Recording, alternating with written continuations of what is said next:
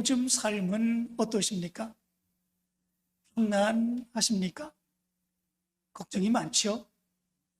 근심 많고 염려되는 일 많죠? 근데 얼마 전 어떤 분이 이런 말씀을 하셨습니다. 그동안 코로나, 오미크론으로 인하여 너무나도 많이 두렵고 무서웠었는데 코로나, 오미크론에 한번 걸리고 치유가 되었더니 얼마나 편안한지 모르겠다. 그렇게 이야기했습니다. 걸려본 사람들만 알죠. 정말 편안합니다. 우리는 그동안 2, 3년 코로나로 인하여 너무나도 많이 힘들었습니다. 마음대로 일할 수 없었고, 마음대로 갈 수 없었고, 마음대로 예배 드릴 수 없었고, 마음대로 성전에 나올 수도 없었습니다. 모든 것이 두렵고 걱정되고 염려되는 일들 뿐이었습니다.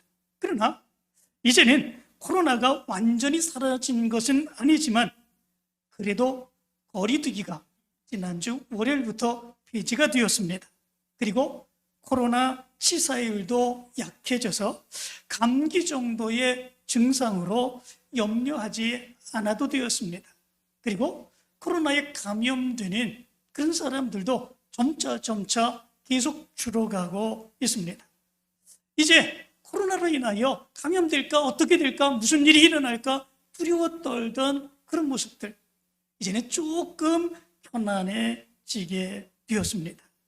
어떤 심리학자는 이렇게 얘기를 했습니다. 마음만 평안하면 만난을 돌파할 수 있지만 마음이 불편하면 적은 일도 할 수 없다. 그렇게 얘기를 했습니다. 그렇습니다.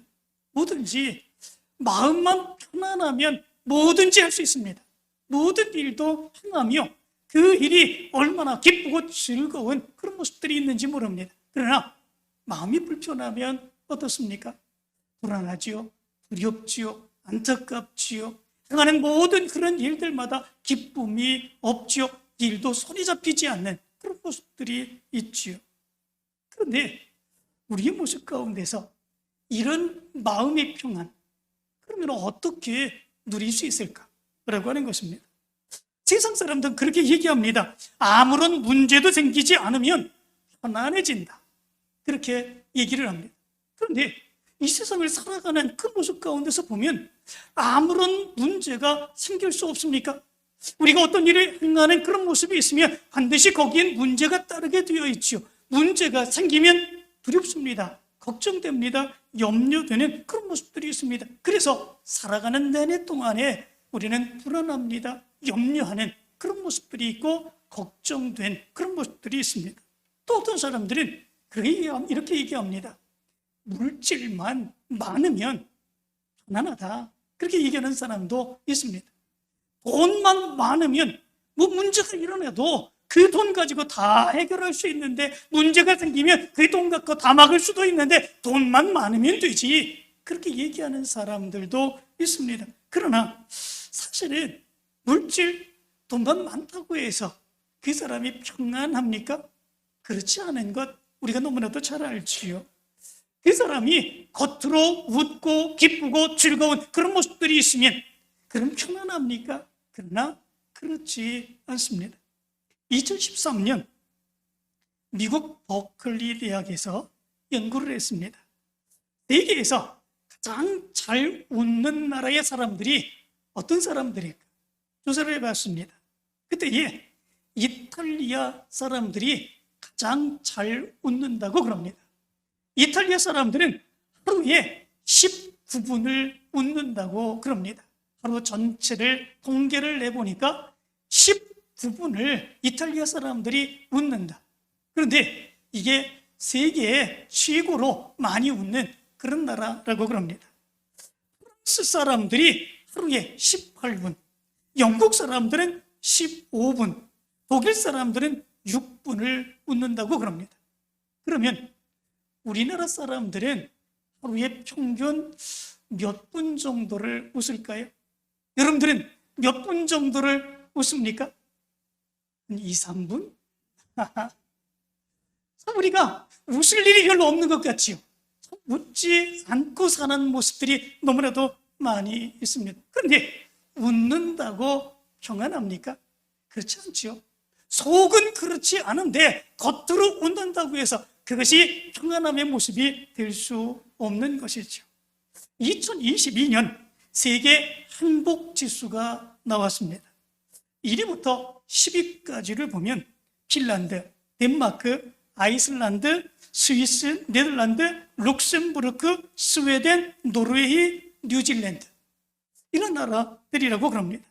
독일이 14위, 캐나다와 미국, 영국이 15위, 16위, 17위, 그리고 프랑스가 20위. 우리나라는 몇 위일 것 같습니까? 전체 이 행복지수 조사한 나라가 146개국이라고 그럽니다. 우리나라는 몇 위쯤 될 것 같습니까? 여러분들은 정말 행복합니까? 그 행복의 지수가 어느 정도가 된다고 그럼 생각합니까? 다른 나라에 비교해서 우리나라는 어느 정도 될까? 조사에 의하면 59위라고 그럽니다. 그럼 여기에서 반드시 따라 나와야 되는 것이 있죠. 일본 사람들은 몇 위일까? 일본 사람들은 몇 위쯤 될 것 같습니까? 일본 사람들이 우리나라하고 거의 비슷하게 54위라고 그럽니다. 우리나라보다 떨어져야 되는데 이러한 모습들을 보면 그래도 잘 사는 나라 사람들이 행복지수가 높은 것처럼 이렇게 나왔습니다. 그런데 실제로 그 내면의 모습을 보면 이런 나라가 오히려 자살률들이 최고로 많다라고 하는 것입니다. 자살률들이 굉장히 높습니다. 우리나라도 마찬가지죠. 우리나라가 전 세계적으로 보면 자살률이 굉장히 높은 그런 수준에 있다고 그러지 않습니까? 행복지수를 보면 행복하다고 하는 것은 높은데 그런데 왜 자살률은 이렇게 높을까? 그것은 다른 이유가 있는 것이 아닙니다. 여러 가지 지수를 가지고 자기네들이 이렇게 저렇게 조합을 해서 이 행복지수를 정했기 때문에 그렇습니다. 그러나 그 내면의 모습을 보면 힘든 거죠. 어려운 거죠.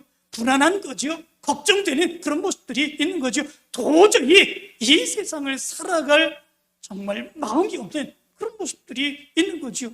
그렇기에 그들은 그렇게 많이 자살합니다. 그런데 돈 없는 나라들, 못 사는 나라들, 그런 나라들은 오히려 이 통계에 의하면 행복지수는 높지 않지만 그러나 자살률은 오히려 최하위인 그런 모습들이 있지 않습니까? 그리고 그 사람들은 얘기하기를 우리는 행복합니다 이렇게 얘기한다라고 하는 거죠.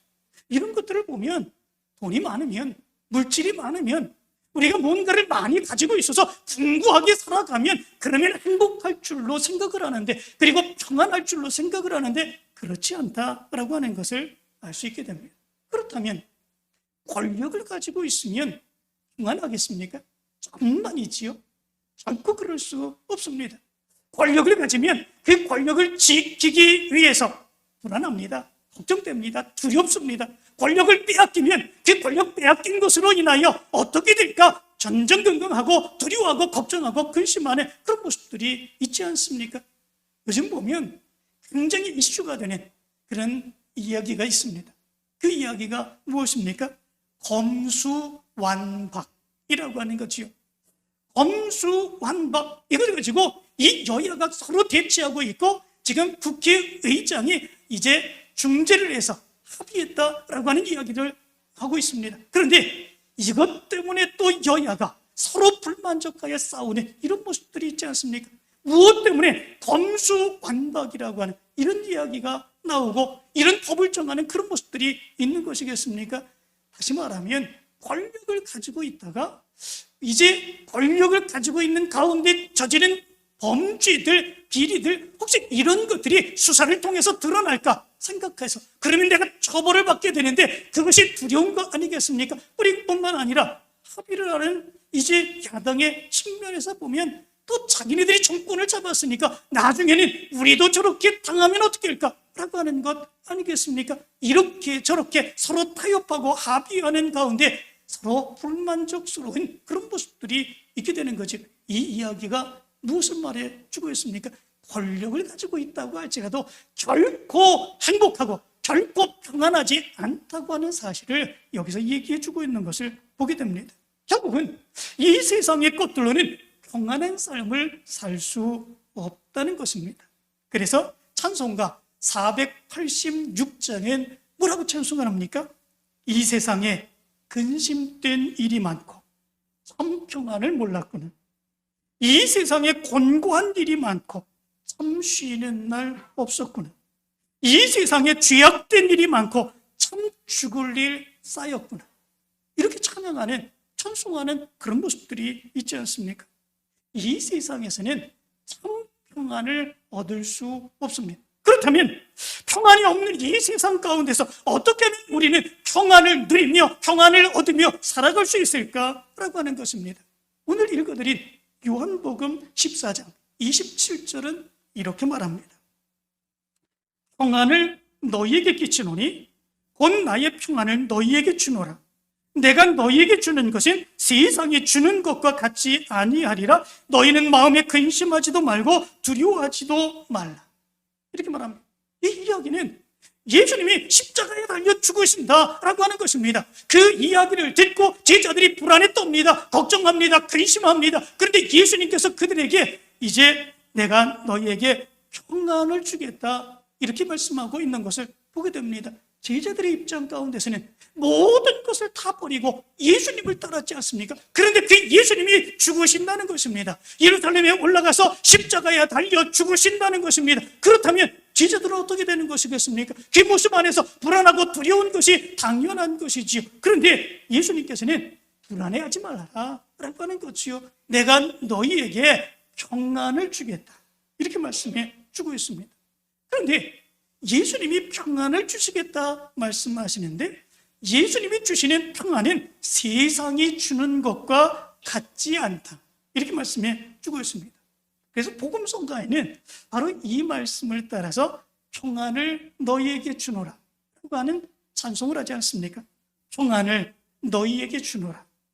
세상이 줄 수 없는, 세상이 알 수도 없는 평안을 너희에게 주노라. 예수님이 하신 그런 말씀입니다. 세상에 없는 평안, 세상이 줄 수 없는 평안, 그 평안을 예수님께서 주신다라고 하는 것이지요. 그러면 세상이 주는 평안은 무엇이겠습니까? 금방 사라지는 평안입니다. 금방 있다가도 없어지는 평안입니다. 이 세상 가운데서도 평안이 있습니다. 그렇지만 그게 오래가지 않습니다. 문제는 또다시 생깁니다. 그러므로 인하여 또 불안하고 걱정되고 염려되는 그런 모습들이 있습니다. 잠깐 누리는 평안, 그것이 이 세상에서 누리는 평안의 모습입니다. 뿐만 아니라 많은 것을 가지고 있다고 할지라도, 많은 것을 누리고 있다고 할지라도 언제 없어질까 걱정되고 두려운 그런 모습들이 있습니다. 마음속에는 평안이 없고 두려움만이 있게 되죠. 그런데 예수님이 주시겠다고 하신 평안은 이 세상의 평안과 같지 않다고 말씀해 주고 있습니다.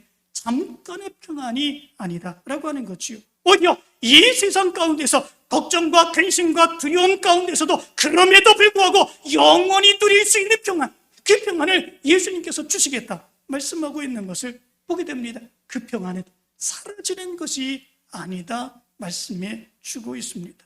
그렇다면 그러한 평안은 어떤 평안일까라고 하는 것입니다. 예수님께서 이렇게 말씀하십니다. 평안을 너희에게 끼치노니 곧 나의 평안을 너희에게 주노라. 이렇게 말씀해 주고 있습니다. 평안을 너희에게 끼치노니 곧 나의 평안을 너희에게 주노라. 여기 말씀 가운데 보면 끼치노니 되어 있습니다.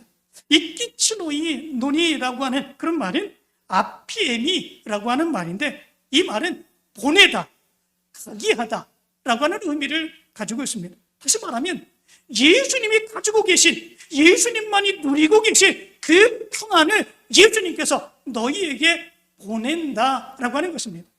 예수님이 가지고 있는 그 평안을 너희에게 가게 하겠다라고 하는 것입니다. 그래서 평안을 가게 하여 너희들로 하여금 그 평안을 누리며 살게 해주시겠다 말씀해 주고 있는 것을 보게 됩니다.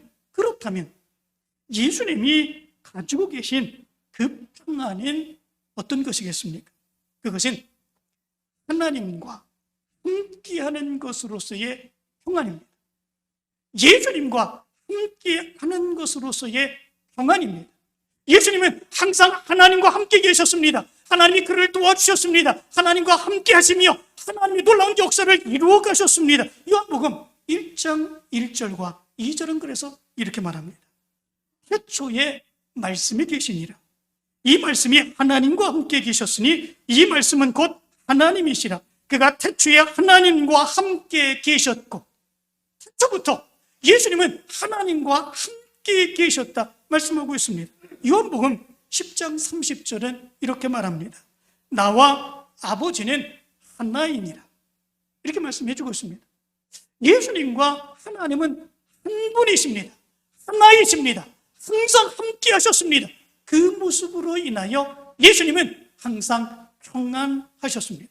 그래서 평안을 너희에게 끼치노니 곧 나의 평안을 너희에게 주노라 말씀해 주었죠. 여기 평안이라고 하는 말은 에이레네라고 하는 말입니다. 히브리어로는 샬롬이라고 하는 말이죠. 언젠가 이 샬롬의 단어의 뜻을 여러분들에게 말씀을 드렸습니다. 샬롬, 에이레네. 이 샬롬 히브리어는 네 가지 단어로 구성되어 있습니다. 하나는 쉰이라고 하는 단어입니다. 이 단어의 의미는 붙잡다, 움켜쥐다 라고 하는 의미를 가지고 있습니다. 그리고 두 번째 단어는 라메드라고 하는 말입니다. 이 말은 왕의 지팡이, 인도하다라고 하는 의미를 가지고 있습니다. 지팡이로 이제 양들, 짐승들을 인도하는 그런 모습들을 이야기하는 단어입니다. 세 번째 단어는 바브라고 하는 단어입니다. 이 단어는 단어와 단어를 연결시키는 의미 없는 그런 단어이기도 합니다. 그리고 마지막 네 번째는 맴이라고 하는 단어입니다. 이 단어는 생명이라고 하는 의미를 가지고 있습니다. 이 단어를 조합을 해보면 어떤 의미를 가지고 있습니까?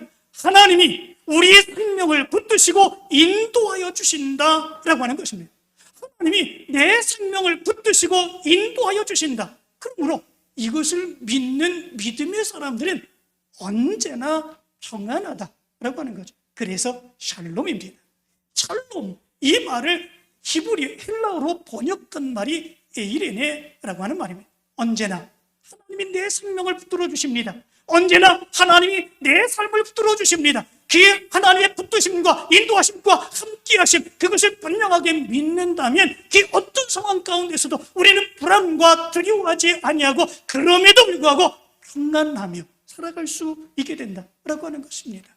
그래서 유대인들은 어떤 상황 가운데서도 그들은 인사를 하지요. 샬롬, 인사를 합니다. 이 유대인들이 얼마나 많은 고통과 괴로움과 핍박을 많이 받았습니까? 그런데 고통과 핍박을 받는 그 순간에도 많은 사람들을 향하여 사람들이 인사하는 그 모습 가운데서 샬롬이라고 인사합니다. 아우슈비츠, 바로 그 감옥에서 600만 명이라고 하는 엄청난 그런 유대인들이 독일 사람들에 의해서 죽임을 당하게 되는 그런 모습들이 있었습니다. 그런 상황 가운데서도 그들은 샬롬 인사를 했습니다.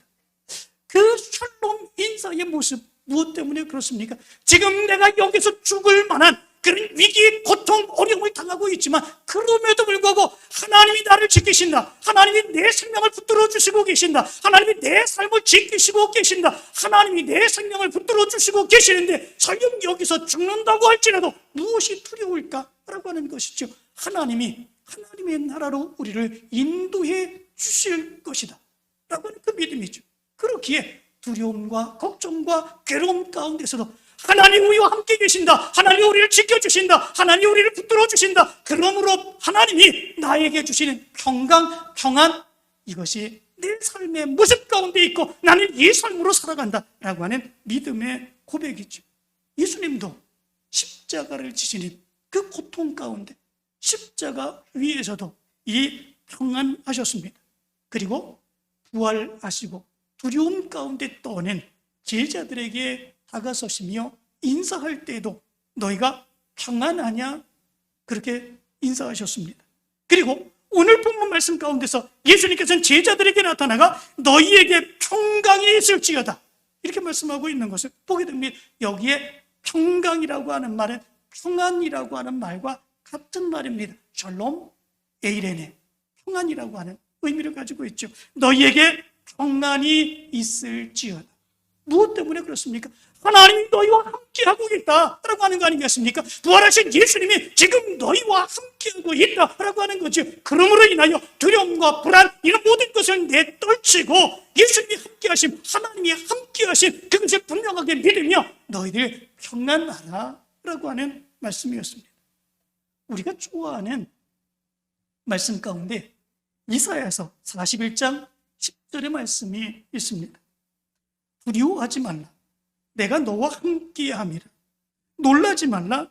나는 네 하나님이 됨이라. 내가 너를 굳세게 하리라. 참으로 너를 도와주리라. 참으로 나의 의로운 오른손으로 너를 붙들리라. 이 말씀이 우리에게 힘이 되는 이유가 무엇입니까? 이 말씀으로 우리가 이 세상을 두려워하지 않냐고 담대하게 살아갈 수 있는 이유가 무엇입니까? 하나님이 우리와 함께 하신다는 것, 하나님이 우리를 도와주신다는 거 아니겠습니까? 그러므로 인하여 우리는 어떤 상황 가운데서도 불안하고 두려운 것이 아니라 그럼에도 불구하고 평안 가운데 살아갈 수 있다는 것입니다. 우리가 잘 아는 시편 23편의 말씀이 있습니다. 정말 주옥 같은 그런 시죠. 우리가 너무나도 잘 아는 그런 시입니다. 다윗이 이렇게 이 시를 썼습니다. 여호와는 나의 목자시니 내게 부족함이 없으리로다. 그가 나를 푸른 풀밭에 누이시며 쉴 만한 물가로 인도하시는도다. 내 영혼을 소생시키시고 자기 이름을 위하여 의의 길로 인도하시는도다. 내가 사망의 음침한 골짜기로 다닐지라도 해를 두려워하지 않을 것은 주께서 나와 함께 하심이라. 주의 지팡이와 막대기가 나를 안위하시나이다. 주께서 내 원수의 목전에서 내게 상을 차려주시고 기름을 내 머리에 부으셨으니 내 잔이 넘치나이다. 내 평생의 선하심과 인자하심이 반드시 나를 따르리니 내가 여호와의 집에 영원히 살리로다. 다윗이 뭐라고 고백하고 있습니까? 사망의 음침한 골짜기 속에서도 두려워하지 아니하고 불안해하지 아니하고 걱정하지 아니한다라고 하는 거죠. 왜? 하나님께서 자신을 안전하게 지켜주시고 보호해 주실 것이기 때문에 하나님께서 원수들을 이기시고 이제 쉬게 하여 주실 것이기 때문에. 그래서 다윗이 고백하는 거 무엇입니까? 내가 부족함이 없으리로다. 이 고백을 하지 않습니까? 그런데 다윗이 이 고백을 한 시편 23편은 정말 우리가 생각할 때에 참 평안한 가운데서 모든 것을 다 이루고 모든 것에서 만족한 상황 가운데서 이 시가 나왔을 거다, 이렇게 생각할 수 있지요. 그의 마음과 생각의 모습이 시로 표현되는 것 아니겠습니까? 그러므로 인하여 다윗이 얼마나 평안했으면, 그동안에 어렵고 힘든 일들 많이 있었는데 이제는 모든 것이 다 해결되어서 얼마나 좋았으면 이런 시를 썼을까, 이렇게 생각할 수 있습니다. 그러나 결코 그것이 아닙니다. 다윗이 이 시편 23편을 썼을 때는 다윗의 인생 가운데서 가장 힘들고 가장 어려울 때였습니다. 한참 어려움을 많이 당했지요. 특별히 이 사울으로 인하여 끊임없이 죽임을 당할 어려움을 당하고 도망치는 그런 삶을 살았지 않습니까? 그 삶의 모습이 얼마나 힘들고 괴로웠겠습니까? 그러나 그것보다도 더 고통스러운 것이 있었죠. 그것이 무엇입니까? 그 아들 압살롬이 아버지를 죽이겠다고 쿠데타를 일으킨 거죠. 다윗은 신발도 신지 못하고 눈물을 흘리며 도망치는 그런 모습들이 있었던 것을 보게 됩니다. 이런 상황 가운데서 평안이 있을 수 있겠습니까? 이런 상황 가운데 두려움과 걱정과 염려, 언제 죽을지 모르는 불안, 이 모습이 바로 다윗의 마음이었겠죠. 그런데 그런 상황 가운데서 다윗은 이 시편 23편을 썼습니다. 내가 지금 이렇게 심각한 내 인생 전체에 걸쳐서 이렇게 힘들고 어려운 그런 모습이 있다고 할지라도 그럼에도 불구하고 나는 편안하다. 하나님이 나를 지켜주시고 인도하여 주실 것을 믿기 때문이다. 나는 아무것도 부족하지 않다. 이것을 고백하고 있는 것을 보게 됩니다. 왜 그렇습니까? 전능하신 하나님, 인도하시는 하나님, 하나님 우리를 축복해 주시는 하나님, 그 하나님이 나와 함께 계시고 나를 지켜주시고 인도하여 주신다고 하는 그 믿음 때문에 그렇습니다. 그 믿음이 어려운 상황 가운데서도 이렇게 평안한 시를 지을 수 있게 그렇게 했다라고 하는 거죠. 그런데 하나님을 믿는 우리, 예수님을 믿는 우리는 왜 이 다윗과 같은 고백을 하지 못하겠습니까? 다윗처럼 하나님을 바라보지 못하기 때문에 그렇습니다. 다윗처럼 예수님만 바라보며 그 능력이 맡기지 못하기 때문에 그렇습니다. 그리고 삶의 상황만 바라보기 때문에 그렇습니다. 자기의 삶의 상황만 바라보면 힘듭니다. 어렵습니다. 문제는 계속됩니다. 그것만 바라보니까 거기에 걱정과 염려와 근심, 두려움이 항상 같이 나오는 그런 모습들이 있죠. 도저히 못 살겠다고 하는 그런 모습들이 나오게 되는 그런 모습들이 있죠. 삶의 상황을 바라보면, 그것만 바라보며 그거에 매이게 되면 결코 바로 우리에게는 평안이 없다고 하는 것을 얘기해 주고 있습니다. 평안이 있으려면 어떻게 해야 되겠습니까? 하나님 바라봐야 됩니다. 예수님 바라봐야 됩니다. 하나님이 나와 함께 계시다고 하는 것, 예수님이 나와 함께 하시다고 하는 것, 그것을 분명하게 믿고 바라볼 수 있어야 됩니다. 그럴 때에 세상에 주지 못하는 참된 평안의 모습이 우리의 모습 가운데 있고, 유대인처럼 샬롬, 다윗처럼 내가 아무것도 부족하지 않다 고백할 수 있게 되는 것입니다. 사랑하는 성도 여러분, 부활하신 예수님께서 제자들을 찾아가시며 말씀하셨습니다. 바로 너희에게 평강이 있을지어다 말씀해 주셨습니다. 하나님만 믿어라. 그리고 내가 부활해서 너희들과 함께 하겠다라고 하는 것 아니겠습니까? 그러므로 인하여 너희에게 평강이 있을지어다. 지금 제자들에게 평강이 있다는 것입니까? 없다는 것입니까? 없다는 것입니다. 하나님의 말씀을 믿지 못합니다. 예수님께서 말씀하신 것을 믿지 못합니다. 그렇기에 그들은 불안하고 두렵습니다. 그런데 예수님이 부활하신 그 모습으로 제자들에게 다가서시며 내가 너희들과 함께 하겠다. 그러므로 인하여 샬롬, 너희들에게 평강이 있을지어다. 예수님이 말씀하고 있는 것을 보게 됩니다. 나의 등 뒤에서 라고 하는 찬양이 있죠. 나의 등 뒤에서 나를 도우시는 주, 나의 인생길에서 지치고 고나여 매일처럼 주저앉고 싶을 때 나를 밀어주시니 일어나 걸어라. 내가 새 힘을 주리니 일어나 걸어라. 내 너를 도우리. 나의 등 뒤에서 나를 도우시는 주, 때때로 뒤돌아보면 여전히 계신 주, 찬잔한 미소로 바라보시며 나를 재촉하시네. 일어나 걸어라. 내가 새 힘을 주리니 일어나 너 걸어라.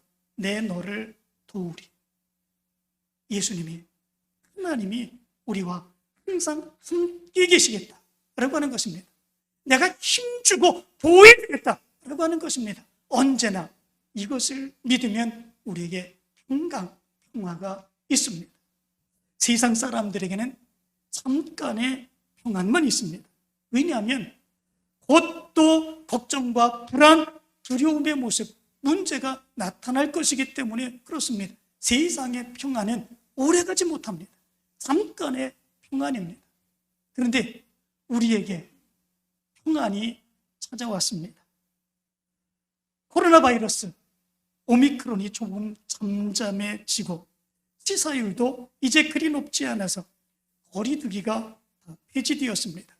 이제 평안하여서 마음대로 다른 일들을 행합니다.